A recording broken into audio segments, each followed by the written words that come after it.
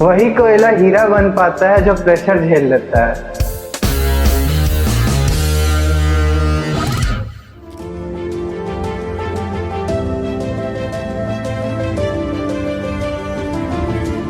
मेरे पापा एयरफोर्स में थे और जब वो रिटायर किए तो हम लोग पटना आ गए पढ़ाई करने के लिए। 9th और 10th मैंने आकाश से किया और मेरे बोर्ड्स में 97% मार्क्स आए।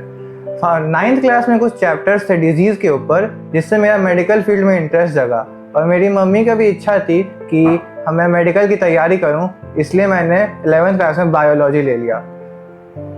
तो मैं जब पटना शिफ्ट हुई तो मुझे मैंने अपने बच्चे का आदित्य का एडमिशन आकाश में करा दिए और फाउंडेशन बैच उसने वहीं से किया। उसके बाद फिर जब 10th हो गया उसके तो उसके बाद उसने मेडिकल की तैयारी के लिए मैंने उसे मोटिवेट किया और उसने भी बोला कि हाँ मुझे मेडिकल की तैयारी करनी है, नीट की तैयारी करनी है।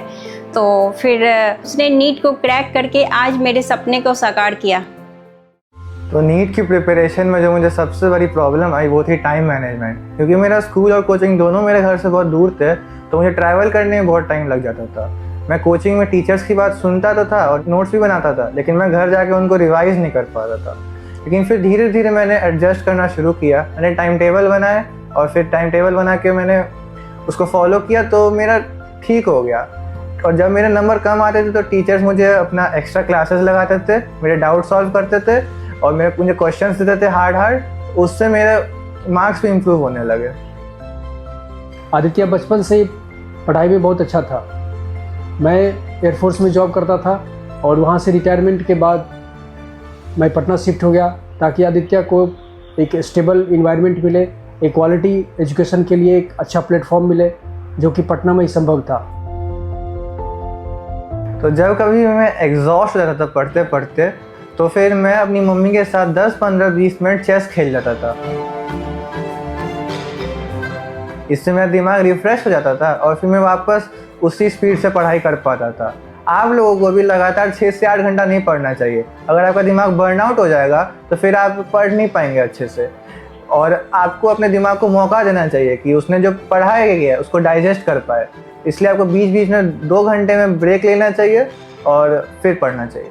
10th के बाद उसका रुझान मेडिकल फील्ड के प्रति हुआ तो मुझे बड़ी खुशी हुई कि वो एक डॉक्टर बनना चाहता है और साथ ही साथ वो आकाश से जुड़ा हुआ था। आकाश के टीचर और आदित्य की मम्मी ने उसे बहुत सपोर्ट किया, उसे अच्छा गाइडेंस मिला और इसकी वजह से वह आज नीट में एक अच्छा मुकाम हासिल किया है। मुझे इस बात की बहुत खुशी है कि आदित्य एक डॉक्टर बनने जा रहा है और मैं उसे यही सलाह दूंगा कि वह एक अच्छा डॉक्टर बने और वापस आके अपने समाज की सेवा करे और परिवार का नाम रोशन करे।